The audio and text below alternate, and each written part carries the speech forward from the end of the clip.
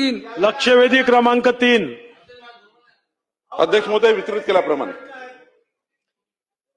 अध्यक्ष महोदय, ही लक्षवेधी फार महत्वाची आहे, तर कृपया मला 1-2 मिनिटं आपण जास्त द्यावे. नंदुरबार जिल्हा हा मुख्यतः आपल्या आदिवासी संस्कृतीसाठी प्रसिद्ध असा जिल्हा आहे. जिल्ह्यातील आदिवासी प्रामुख्याने भिल्ल व पावरा या जातीचे समूहातील आहेत. सदर जमाती नैसर्गिकरित्या निसर्गावर तसेच शेतीवर अवलंबून आहे. त्यानुसार त्यांची संस्कृती व जीवनशैली निसर्गाशी निगडीत आहेत. सदर जनजाती समूहाच्या धार्मिक आस्था, श्रद्धा तसेच परंपरा या विविध देवांना तसेच निसर्ग घटकांना समर्पित आहेत. अध्यक्ष महोदय, या जिल्ह्यामध्ये मोठ्या प्रमाणावर धर्मांतरांचे आणि अनधिकृतपणे चर्च बांधकामाचे विषय या लक्षवेधीमध्ये आहेत. अध्यक्ष महोदय, आरटीआयच्या माध्यमातून उमेश गावित नामक व्यक्तीने जवळपास 199 ग्रामपंचायतींमधनं अनधिकृतपणे चर्च त्या ठिकाणी बांधलेले आहेत असे तऱ्हेचे लेखी पत्र त्यांच्याकडे प्राप्त झालेले आहेत. त्याचप्रमाणे बोपखेड म्हणून एक गाव आहे अध्यक्ष महोदय, त्याच्या अंडरमध्ये 5 पाडे येतात. तिथली लोकसंख्या 2000 ते 2300 आहे, परंतु त्या एवढ्याशा गावामध्ये 7 चर्च आहेत अध्यक्ष महोदय. 7 चर्च, जवळपास 199 चर्च हे फक्त नवापूर तालुक्यातले अध्यक्ष महोदय अनधिकृतपणे बांधले गेलेले आहेत. त्याचप्रमाणे अध्यक्ष महोदय, यांच्याकडनं रोज या भागातील लोकांना आरोग्याचं आमिष दाखवलं जातं.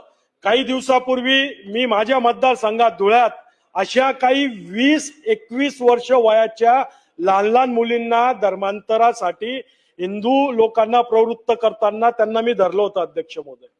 त्याच्यात त्यांनी बायबल छातीवर, अध्यक्ष महोदय मी पहिलेच बोललो, 2 मिनिटं द्या मला, 2 मिनिटं द्या अध्यक्ष महोदय, फार महत्वाचा विषय आहे. अध्यक्ष महोदय, मी त्यांना त्या लहान लहान मुलींना त्या ठिकाणी धरलं होतं. त्या मुलींना अक्षरशः जेव्हा मी त्यांना बोललो का हे काय चालू आहे, तर ते म्हणतात का आम्ही ज्यांना आजार झाला आहे त्यांना हे वचन वाचायला लावतोय, त्याच्याने त्यांचा आजार बरा होईल. तर अध्यक्ष महोदय, मी त्यांना विचारलं मला डायबिटीज आहे, माझा आजार कोणता वचन वाचू, तर ते म्हणता बायबल छातीवर ठेवा, झोपून घ्या, तुमचा आजार बरा होऊन जाईल. अध्यक्ष महोदय, या सर्व मुली मुंबईहून आलेल्या होत्या. अध्यक्ष महोदय, बारीपाडा भाग असेल, साक्रीमधील भरपूर असे गावं आहेत, त्या ठिकाणचे जे भाग आहेत तिथं अनधिकृतपणे चर्चचे बांधकाम आहेत.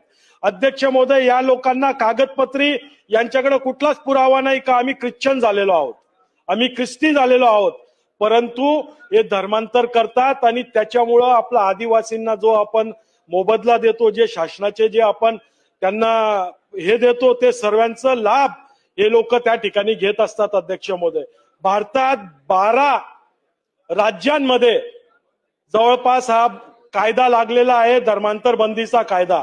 माझी या माध्यमातून मंत्री महोदयांना, शासनाला हे विचारणं आहे का महाराष्ट्रात हा कायदा केव्हा लागेल.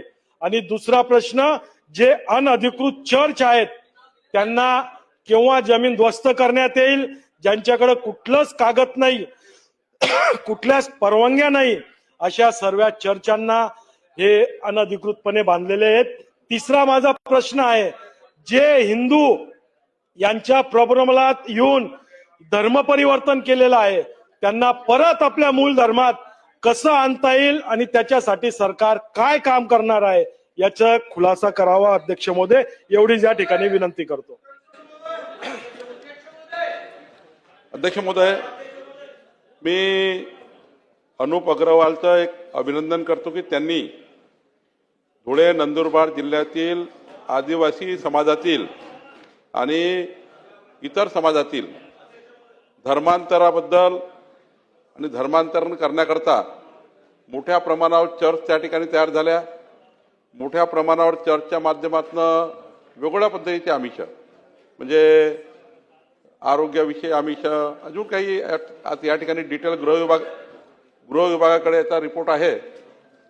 तर मी जे त्यांनी 3 प्रश्न मांडले, 2 तर माननीय मुख्यमंत्री चर्चा करून यामध्ये अजून कडक कायदा कसा करायचा जेणेकरून धर्मांतरण होणार नाही याबद्दल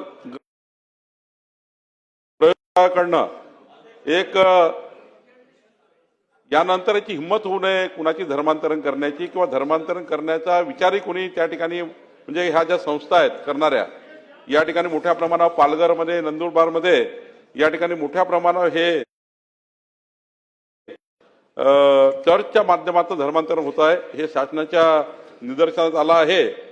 त्याचा रिपोर्टही फार मोठा आहे. तो आता या सभागृहामध्ये त्या ठिकाणी नंतर कधीतरी येईल. पण मी एवढंच सांगेल की माननीय अनुप अग्रवालजी मी विभागीय आयुक्तामार्फत पुढच्या 6 महिन्यामध्ये आता माझ्याकडे काही रिपोर्ट आहे त्या रिपोर्टवर कारवाई तातडीने करणार आहे.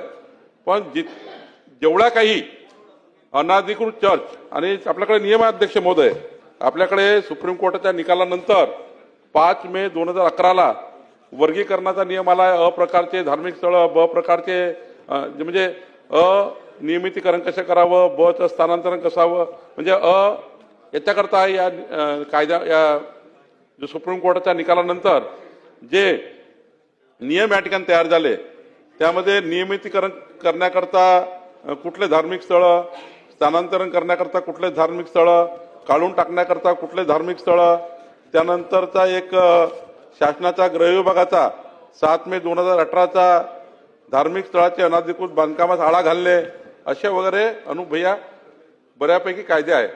अजून पण धर्मांतरण रोखण्याकरता अजून कडक कायदा माननीय मुख्यमंत्र्यांशी चर्चा करून आपण करू. पण या ठिकाणी आपल्याला आश्वस्त करतो जितके काही अनधिकृत चर्च त्या ठिकाणी तयार झाले ते सर्व चर्च पुढच्या 6 महिन्यात विभागीय आयुक्तामार्फत चौकशी करून ते सर्व चर्च काढण्यात येईल. ते चर्च त्या ठिकाणी आपण सरकारच्या माध्यमातून त्या ठिकाणी ते बांधकाम अवैध बांधकामं काढू असं आश्वस्त करतो.